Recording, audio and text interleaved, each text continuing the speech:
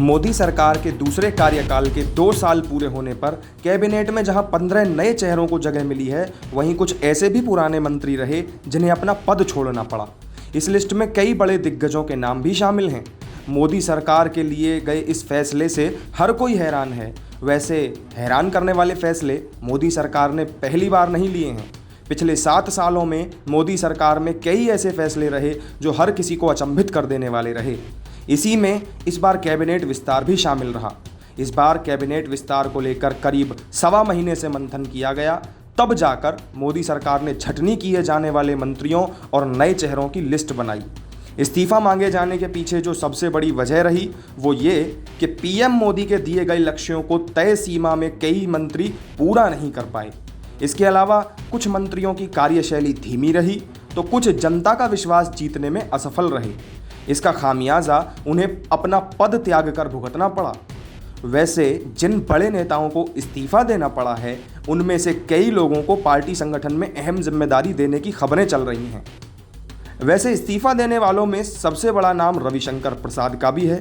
बीते कुछ दिनों में जिस तरह से ट्विटर विवाद चर्चा में रहा, उसको लेकर माना जा रहा है कि रविशंकर प्रसाद को इस्तीफा देना पड़ा है।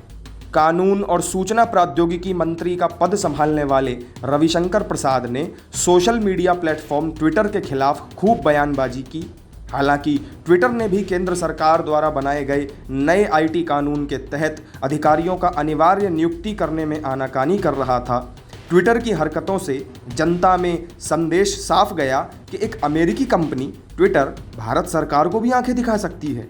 इस तरह से मोदी सरकार और खासकर रविशंकर प्रसाद की छवि को भी जबरदस्त धक्का लगा।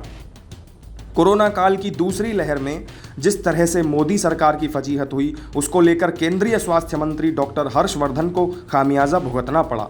कोविड-19 महामारी की दूसरी लहर के चलते मोदी सरकार की छवि काफ़ी धूमिल हुई। लोगों ने आरोप लगाया कि पहली लहर में मोदी सरकार ने जिस तरह से स्थिति को काबू में किया था, वो दूसरी लहर में देखने को नहीं मिली। इसी निष्क्रियता की वजह से लाखों मौतें हुईं। विपक्ष ने जमकर मोदी सरकार पर बेड और ऑक्सीजन की कमी से लेकर प्रबंधन तक पर निशाना साधा। कई मौकों पर विपक्ष के सवालों को हर्षवर्धन ने करारा जवाब नहीं दिया, उनके आरोपों को झेलते रहे और इसी का खामियाजा उन्हें अपने पद से इस्तीफा देकर चुकाना पड़ा। मोदी सरकार में कई ऐसे मंत्री रहे जिनका रिपोर्ट कार्ड कमजोर सामने आया और उन्हें मोदी कैबिनेट से बाहर का रास्ता दिखाया गया। इसमें संजय धोत्रे, जो कि मानव संसाधन मंत्रालय में ही राज्य मंत्री थे, उनका भी नाम शामिल है। माना जा रहा था कि मंत्रालय को लेकर प्रधानमंत्री की नाराजगी के चलते धोत्रे भी निपट गए। उधर प्रताप सारंगी, बाबुल सुप्रियो, रतनलाल कटारिया, देबाश्री चौधरी जैसे मंत्री प्रधानमंत्री कार्यालय को भेजे अपने रिपोर्ट कार्ड में अपना कोई खास काम नहीं बता पाए और नतीजा सबके सामने है। मोदी सरकार पहले दिन से साफ संकेत दे रही है कि बिना काम के सरकार में काम नहीं चल सकेगा। ऐसे लोगों को पीएम मोदी बर्दाश्त नहीं कर सकते थे। प्रधानमंत्री ने यह माना कि इन सभी ने बतौर मंत्री मिले महत्वपूर्ण अवसर का फायदा नहीं उठाया और देश में बदलाव को लेकर गंभीरता भी नहीं दिखाई। बाबुल सुप्रियो का तो हाल कुछ ऐसा रहा कि वो बंगाल में हुए विधानसभा चुनाव में खुद ही सीट नहीं निकाल पाए और हार गए। बंगाल में कुछ यही हाल देबाश्री चौधरी का भी रहा। यही वजह है कि इन दोनों को हटाकर बंगाल से 4 नए चेहरों को मंत्रिपरिषद में शामिल किया गया है। बहरहाल थावरचंद गहलोत को कर्नाटक का राज्यपाल बनाकर मोदी कैबिनेट से सम्मानजनक विदाई भी दी गई है। मानव संसाधन मंत्री रमेश पोखरियाल निशंक को लेकर जानकारी सामने आई कि उन्हें खुद के स्वास्थ्य के चलते अपना पद छोड़ना पड़ा। हालांकि एक कारण ये भी कहा जा रहा है कि मोदी सरकार ने शिक्षा विभाग में जो बदलाव की उम्मीदें उनसे की थीं, वो नहीं हो पाईं। उनके कार्यकाल में नई शिक्षा नीति की रूपरेखा तो जरूर आ गई, लेकिन स्कूली शिक्षा के पाठ्यक्रमों में बदलाव के मोर्चे पर वो तेजी नहीं दिखी जिसकी सरकार को उम्मीद थी। ध्यान रहे कि मोदी सरकार ने बड़े सुधारों वाले क्षेत्र में शिक्षा को भी शामिल कर रखा है।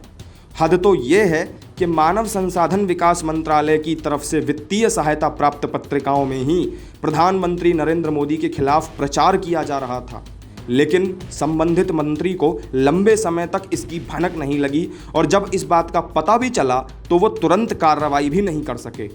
कई अहम मौक़ों पर सरकार का पक्ष रखने वाले सरकार के प्रवक्ता प्रकाश जावड़ेकर और उनके मंत्रालय की जिम्मेदारी थी कि वे कोरोना काल में सरकार की छवि सही तरीके से रखते हुए उचित कदम उठाएं, लेकिन इस काम में उनका मंत्रालय विफल रहा।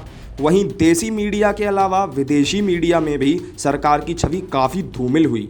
इसका खराब असर सीधे पीएम मोदी की इमेज पर पड़ा। जावड़ेकर की उम्र भी उनके हटने की एक वजह बताई जा रही है, क्योंकि वे 70 साल के हैं।